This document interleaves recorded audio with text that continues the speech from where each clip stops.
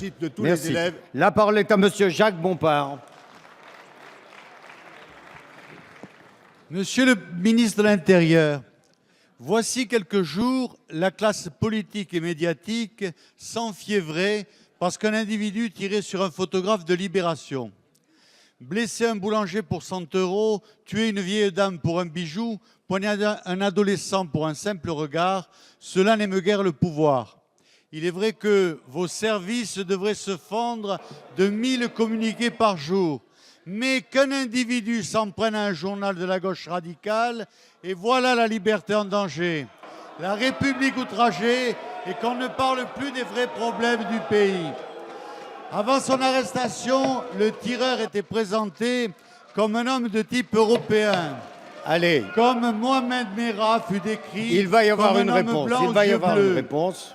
Tout le système médiato-politique de gauche battait impatiemment des mains à la perspective du cadeau de Noël d'un tireur d'extrême droite dont le père serait un élu UMP, la mère une militante du Front National et dont le frère aurait fait partie du service d'ordre de la Manif pour tous.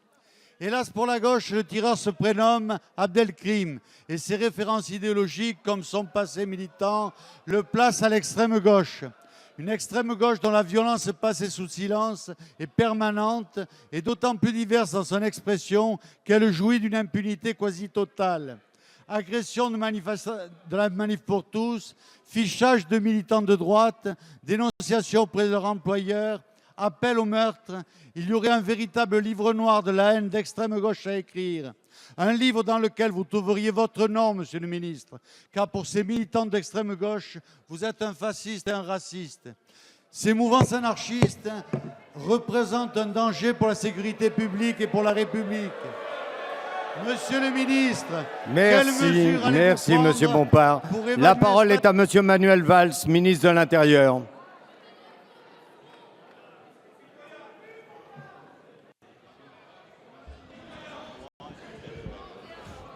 Monsieur le Président, Mesdames et Messieurs les députés, Monsieur le député, il n'y a rien de pire que l'amalgame, que les mélanges face à des situations qui sont difficiles pour notre pays et qui consistent, comme vous l'avez fait dans votre question, à jeter une nouvelle fois les Français les uns contre les autres.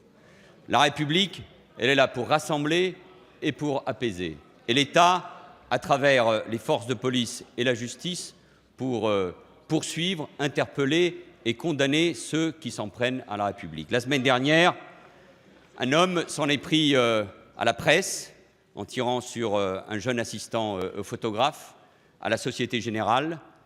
Quelques jours avant, il avait failli commettre l'irréparable dans les locaux de BFM. Et peu importe savoir quelles sont ses origines. La République, elle est là pour condamner ceux qui s'en prennent d'une manière ou d'une autre à nos institutions, aux lieux de culte et à des personnes. Et la République, monsieur le député Bompard, elle doit être forte, bien sûr, pour se mobiliser contre ceux qui, comme vous, tiennent un discours de division, de haine et d'attaque contre les institutions mêmes de la République.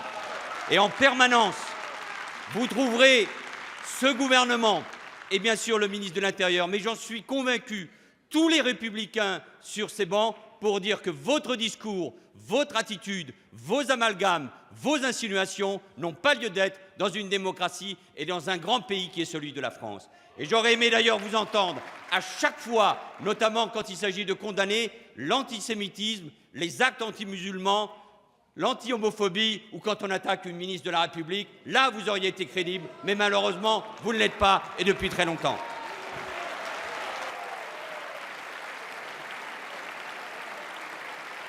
Merci, monsieur le ministre.